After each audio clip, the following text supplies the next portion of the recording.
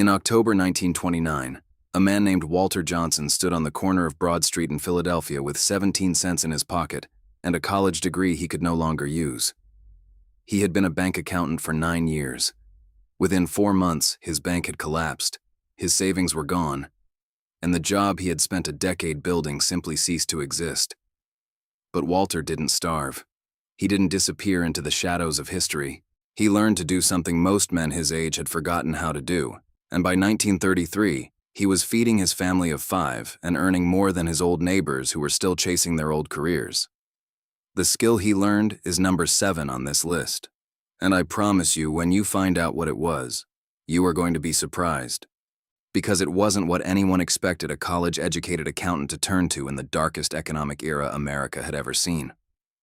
Between 1929 and 1939, over 15 million Americans lost their jobs. Banks shuttered, factories went silent, stock portfolios became worthless paper. But here is the thing nobody tells you about the Great Depression. Not every worker suffered equally. While white-collar professionals were lining up at soup kitchens and selling apples on street corners, a different class of workers was suddenly in enormous demand. People who knew how to fix things, grow things, build things, preserve things, and stretch resources to the absolute limit. Some of these jobs had existed for centuries. Others were practically invented by desperation itself. All 25 of them became lifelines, not just for the workers who performed them, but for the communities that desperately needed them. If you're someone who has ever wondered what skills would actually matter when the economy collapses, this list is going to hit differently than anything you've read before. Subscribe so you don't miss what's coming, because we go deep into history here every single week. Now let's start the list. Number 25, the milk delivery man. This one catches people off guard because milk delivery sounds like a luxury, not a necessity. But during the Depression, milk delivery became one of the most stable jobs in America. Here's why. Families couldn't afford to travel to stores regularly. Gasoline was a luxury. Time was spent on survival tasks. The milkman who showed up at your door before dawn, quietly placing glass bottles on your porch, was saving families the cost of transportation and the time they couldn't spare. Dairy farmers who had milk to sell and willing delivery workers were running small, self-sustaining economies right in the middle of catastrophe. Routes that served 30 families a day were producing modest but reliable income when almost nothing else was reliable at all. Number 24, the cobbler. Before the Depression, many Americans were already in the habit of buying new shoes when the old ones wore out. The Depression ended that habit for nearly a decade. A skilled cobbler who could resole a pair of work boots, reinforce the heel of a child's shoe, or waterproof leather against winter mud was offering a service that most families couldn't do without. In industrial cities like Pittsburgh and Detroit, cobblers set up shops in basements and garages and found themselves booked weeks in advance. The leather they worked with was often salvaged, repurposed, or traded in barter arrangements. A good cobbler didn't just repair shoes. He extended the useful life of every pair by years, and in doing so, he helped families avoid an expense that could have meant the difference between eating and going hungry. Number 23. The Iceman. Refrigerators existed by 1929, but the vast majority of American homes did not have one. They had ice boxes, which required a fresh block of ice delivered 2 or 3 times per week to keep food from spoiling. The Iceman's route was not glamorous work. Hauling blocks of ice that weighed 50 to 100 pounds up apartment stairs in the July heat was brutally physical labor. But it was steady, essential, and performed by thousands of men across every American city. Losing the Iceman meant losing your ability to preserve food, which meant losing money every time something spoiled. In neighborhoods where families were stretching every meal as far as it would go, the Iceman was protecting food security in a way that almost nothing else could. Number 22. The seamstress and alterations worker. Department stores were barely surviving. New clothing was out of reach for most families. But children still grew. Adults still needed presentable clothing for job interviews and church, and the rare social occasion that reminded people life was still worth living. The seamstress, who could take a man's worn suit jacket and turn it into something wearable again. who could let out a dress 2 sizes and make it look intentional, who could patch the knees of a child's trousers so skillfully that the child didn't feel the shame of poverty quite so sharply. That woman was providing a service that was simultaneously practical and deeply emotional. Many seamstresses worked from home, taking in work from neighbors on sliding payment scales, trading alterations for garden vegetables or firewood, or a day of labor on a project that needed more hands. Number 21. The radio repairman. By 1930, there were over 12 million radios in American homes, and the radio had become the single most important source of both information and entertainment during the Depression. People who could not afford movies, theater, or travel gathered around their radios every evening for news, music, comedy programs, and the reassuring voice of President Roosevelt during his fireside chats. When a radio broke down, families didn't throw it away and buy a new one. They found someone who could fix it. The radio repairman, who understood vacuum tubes and capacitors and the elegant mechanical logic of early broadcast technology, was suddenly one of the most sought-after technicians in America. Many repairmen built their own diagnostic equipment from salvaged parts and charged what families could afford, because a family without a working radio was a family cut off from the only free entertainment available. Number 20. The canner and food preservationist. The practice of home canning existed before the Depression, but during it, the canner became a community institution. Women who had mastered the art of preserving vegetables, fruits, meats, and soups in glass mason jars were invaluable to their families and often to their entire neighborhoods. Government extension programs sent agents into rural communities, specifically to teach canning techniques to women who had never done it before. Because the ability to preserve a summer garden's harvest into food that would last through winter was the difference between food security and genuine hunger. Women who were especially skilled at canning often sold their preserved goods at farmers' markets or traded them in barter networks that functioned as informal local economies. The knowledge of when to boil, how long to process, which foods required a pressure canner and which could survive a water bath was knowledge that kept people alive. Number 19. The traveling salesman. This one surprises people because the image of the traveling salesman during the Depression seems impossible. Who was buying? The answer is, more people than you'd think if the salesman was selling the right things. Door-to-door sales of household necessities, brushes, cleaning products, patent medicines, cooking extracts, and small hardware items continued throughout the Depression because these were things families needed and couldn't easily travel to town to buy. The best Depression-era traveling salesmen had shifted their inventory to practical items with low price points and had developed an almost supernatural ability to read whether a family could afford something or not. They often extended informal credit, accepted trade, and built relationships that were as much social as commercial. In isolated rural communities, the traveling salesman was sometimes the only outside contact a family had for weeks at a time.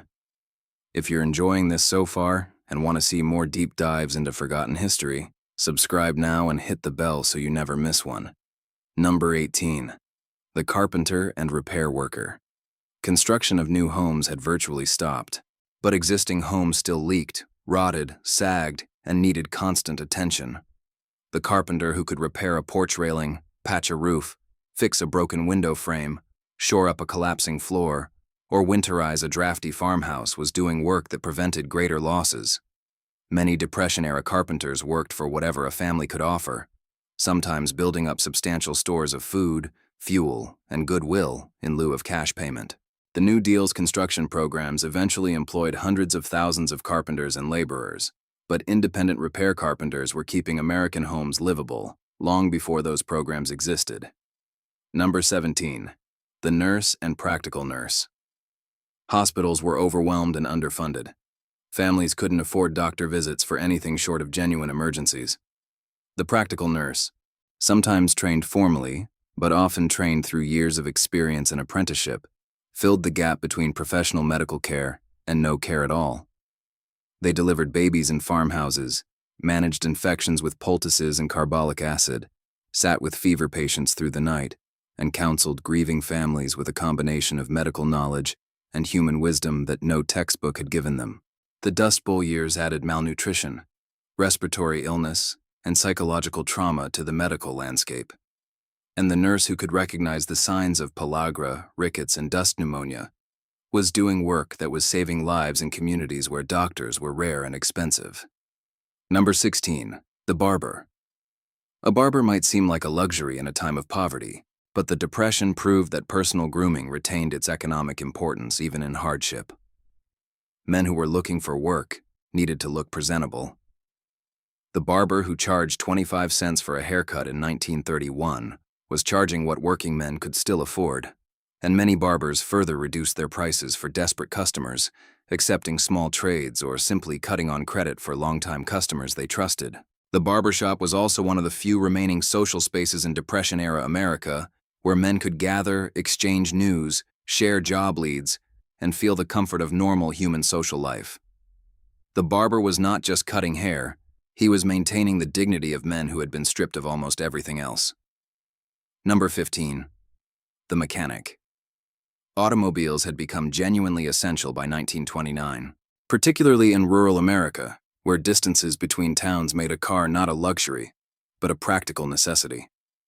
When the Depression hit, people stopped buying new cars immediately. But they kept driving the cars they had, and they kept driving them into the ground.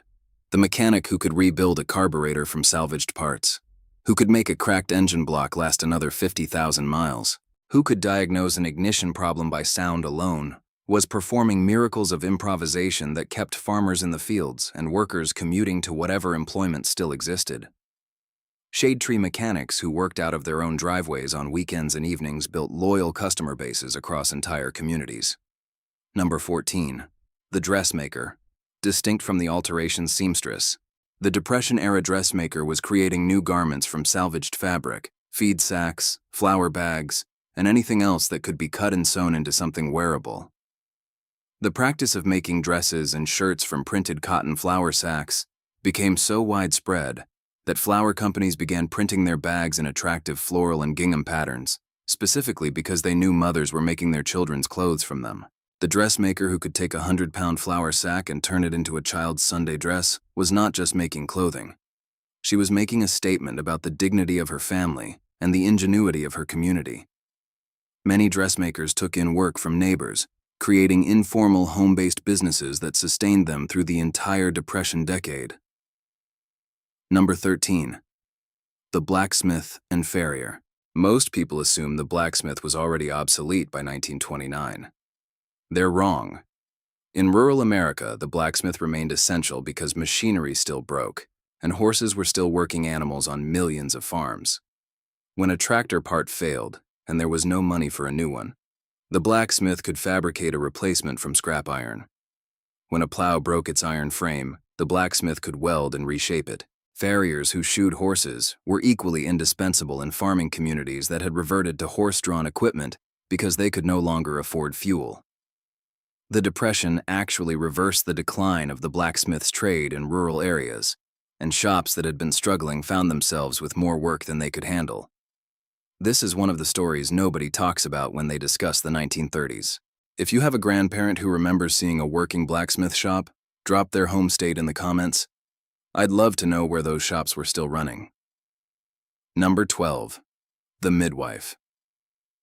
Hospital births had been increasing steadily through the 1920s as American medicine modernized and urbanized. The Depression reversed that trend overnight. Hospital births cost money that families simply did not have. The midwife, who had been quietly practicing her ancient skill in rural communities and urban neighborhoods, suddenly found her services more in demand than ever. Many midwives delivered babies entirely on credit or in exchange for food, knowing that the alternative for many families was an unassisted birth with far more danger. Depression-era midwives were delivering 3, 4, 5 babies a week in some communities. Their knowledge of complications, their experience with difficult presentations, and their practical wisdom accumulated over decades of practice made them the front line of maternal health care for millions of American women who had no other option. Number 11. The gardener and Victory Garden planner. The Victory Garden movement is usually associated with World War II, but its roots are in the Depression. As food costs consumed an ever larger share of family budgets, the ability to grow food at home became urgent. Experienced gardeners who knew how to maximize the yield of a small urban plot, who understood companion planting and soil amendment and the timing of successive plantings to produce food across an entire growing season, were community assets.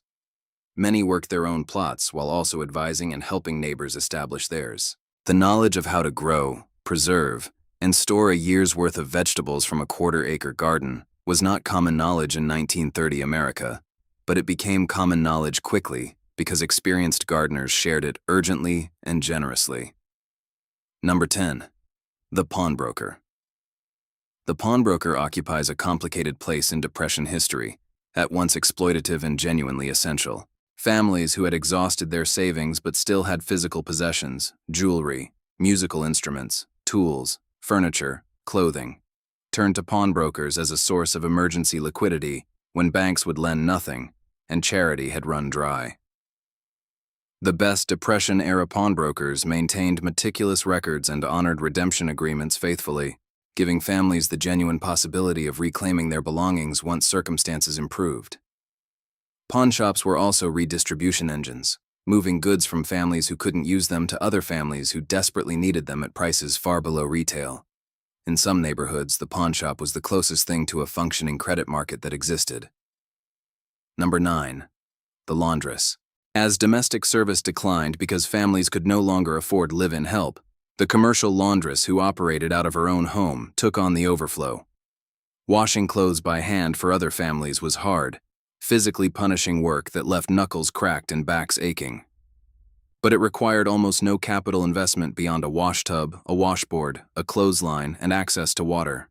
Women who had few other marketable skills could establish paying laundry routes, washing the clothes of working men who had no wives, or whose wives were already occupied with other paid work. The laundress who charged 35 cents per bundle and took in 5 or 6 bundles a week was making a modest but real income in an economy where modest and real was more than most people had. Number 8. The traveling photographer. Portrait photography shifted dramatically during the Depression. Studio portraits became too expensive for most families. But the traveling photographer who came to your home, or your school, or your church with a portable camera and a reasonable price was still getting business, because even in the worst of times, people wanted evidence that their family had existed and been whole. These photographers developed their own film, printed their own photographs in dark rooms built in bathroom closets and kitchen corners, and sold prints for whatever the market would bear. Many documented rural poverty and migrant camps in photographs that would become the defining visual record of the era, not because they set out to document history, but because that's simply where the work was. Number 7. The ferryman and river transport worker. This is the job that Walter Johnson, the Philadelphia accountant we met at the beginning of this video, eventually found himself doing. In the years before road infrastructure had reached every corner of rural America, rivers were still the main arteries of transport in many regions. Ferrymen who operated crossings on wide rivers, who knew currents and seasonal water levels and the weight limits of flat-bottomed boats, were providing transportation services that trucks and roads could not yet replace. Walter Johnson had grown up near the Susquehanna River and had crossed it by ferry every summer as a child. When a ferry operator in his region needed a reliable second man to help manage the crossing during the busiest seasons, Johnson was there. It wasn't accounting. It wasn't what he had trained for, but it put food on the table for his family through the worst years, and by the time the economy began recovering, he knew the river better than anyone alive. He ran that ferry crossing for the next 22 years, and he never once said he'd made the wrong choice. Number 6. The herbalist and natural medicine practitioner. Patent medicines had been declining in credibility since the Pure Food and Drug Act of 1906, but the Depression gave them a strange second life. More importantly, it gave practitioners of traditional herbal medicine a renewed audience. When professional medical care was too expensive to be considered, families turned to older remedies and the men and women who knew them. The herbalist who could treat a cough with mullein tea, manage a digestive complaint with slippery elm, reduce a fever with elderflower, or ease a child's croup with steam and eucalyptus was providing genuine comfort and occasional genuine healing in communities where the alternative was suffering without any intervention at all. Some herbalists practiced from detailed personal journals accumulated over lifetimes of observation. Others worked from oral traditions passed down through generations of family practice. All of them were filling a gap that conventional medicine had left open. Number 5. The chimney sweep. Coal and wood were the primary heating fuels for American homes throughout the Depression, and a chimney that wasn't regularly cleaned was a fire hazard that could destroy everything a family had managed to hold on to. Chimney fires were genuinely common in 1930s America, and the sweep who worked with brushes and rods and his own weathered hands to clean the creosote from flue liners was offering a service that was truly about preventing catastrophe. Many sweeps also repaired damaged flue liners, rebuilt crumbling chimney caps, and advised families on the most efficient way to operate their stoves and fireplaces to get maximum heat from minimum fuel. In a decade when fuel efficiency was a matter of survival, that advice was worth more than most people acknowledged at the time. Number 4. The junkman and scrap collector. The junkman was the original recycling economy, and during the Depression, he became an essential part of how communities managed both their resources and their waste.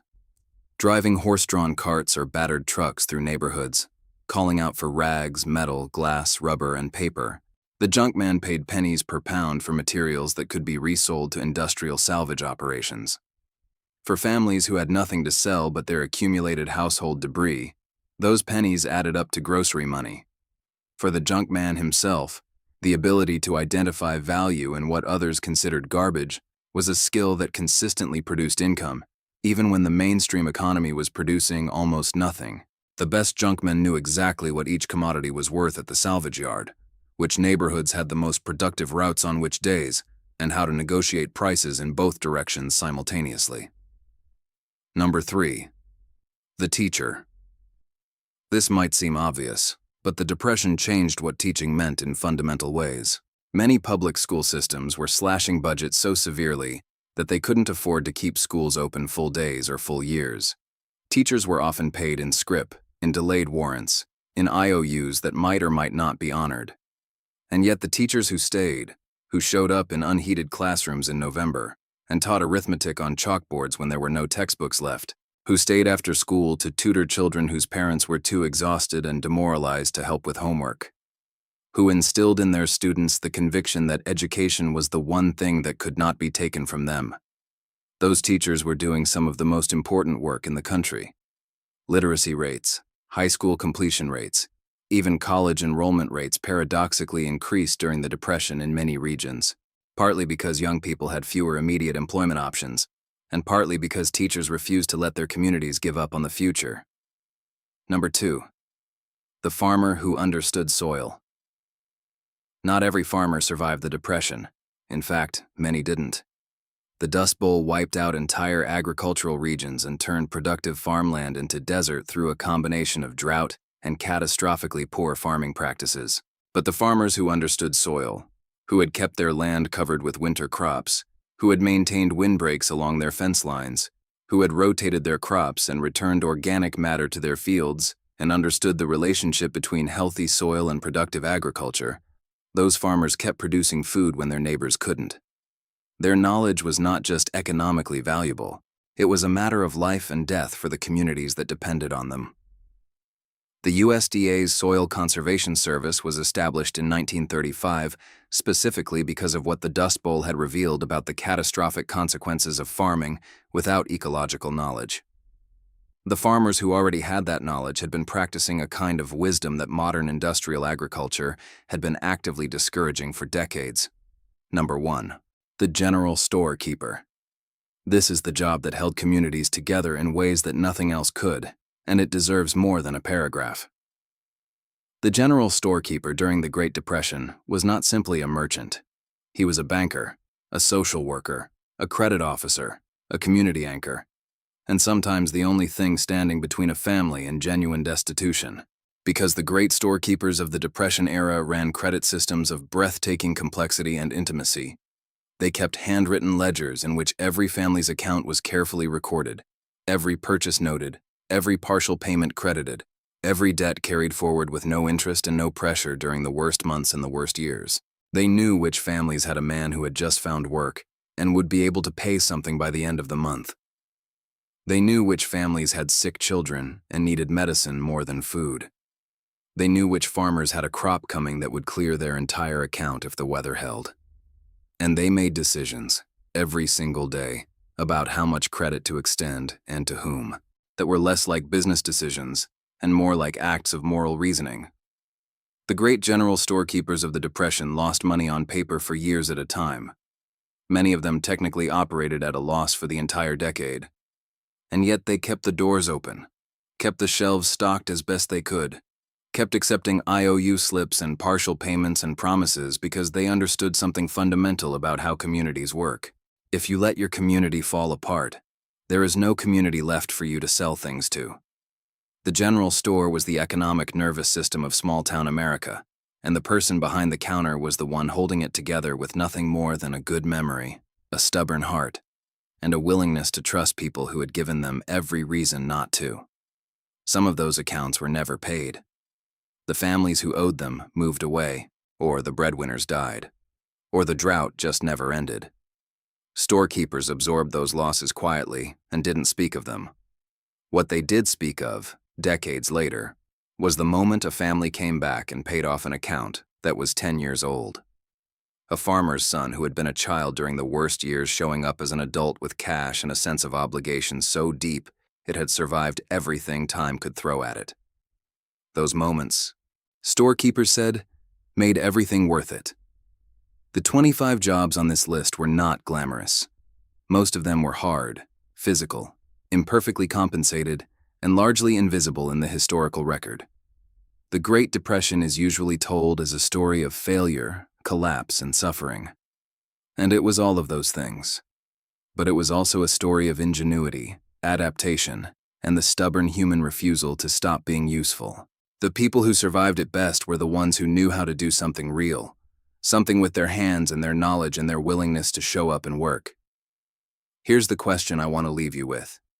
If the economy collapsed tomorrow and you had to rely entirely on what you know how to do with your own hands, what would you have to offer? Think honestly. Not what you do for a salary, but what you can actually produce, fix, grow, build, or preserve. Leave your answer in the comments below. I read every single one, and the ones that surprised me the most, I might just turn into the next video. Thanks for being here. See you next week.